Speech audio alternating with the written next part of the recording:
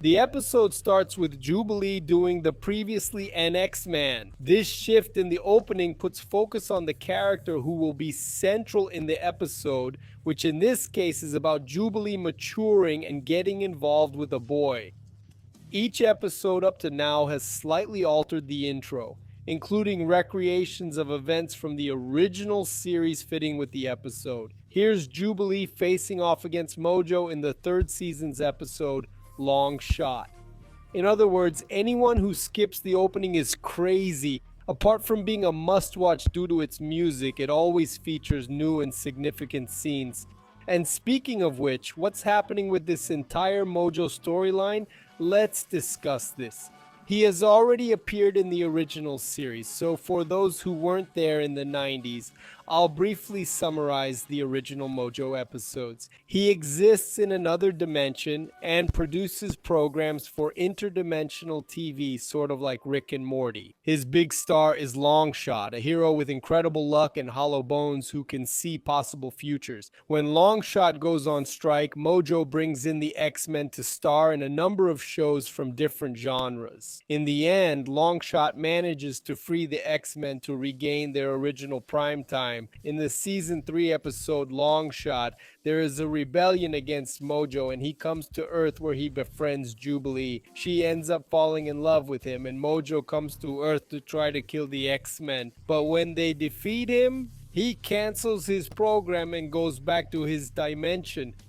This episode was crucial because it put Jubilee in the spotlight and explored her romantic feelings for a boy, which is taken up again in this episode.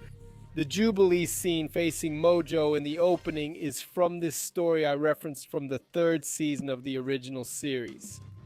Going back to the opening, we also see the Forge from the episode Conforto Frio, and this story between the Forge and the Storm will develop in the second half of this episode 4, called Life and Death Part 1, where we'll see the continuation in episode 6.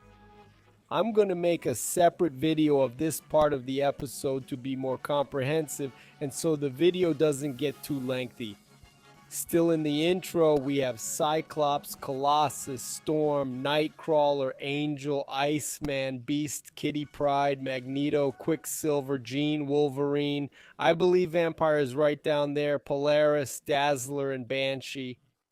They battle the Sentinels just like in Jubilee's first adventure because, if you recall, she's reliving her glory days with the X-Men just like we, the audience, are reliving our glory days by watching the original series on Saturday mornings. That's how she considers herself to be the definitive version of the team, just like for many of you watching, this version of the X-Men is the true X-Men, this lineup, these characters. But the central point of this team is to show that people grow, evolve, and surpass the team to make room for a new generation of mutants.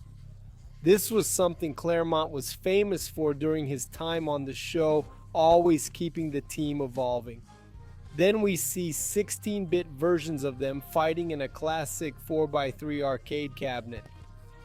They go to the Savage Land to fight Sauron, who reverts to being the simple Carlos when he is defeated, just like in the original cartoon. Then they head to Asteroid M, Magneto's orbital base, which was supposed to be a haven for mutants in Season 4.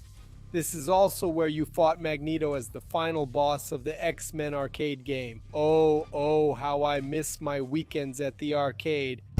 Comment below if you were there spending your chips. Continuing here, the fight in the episode is much cooler than in the original game where, like I said, you walk around and punch and kick Magneto.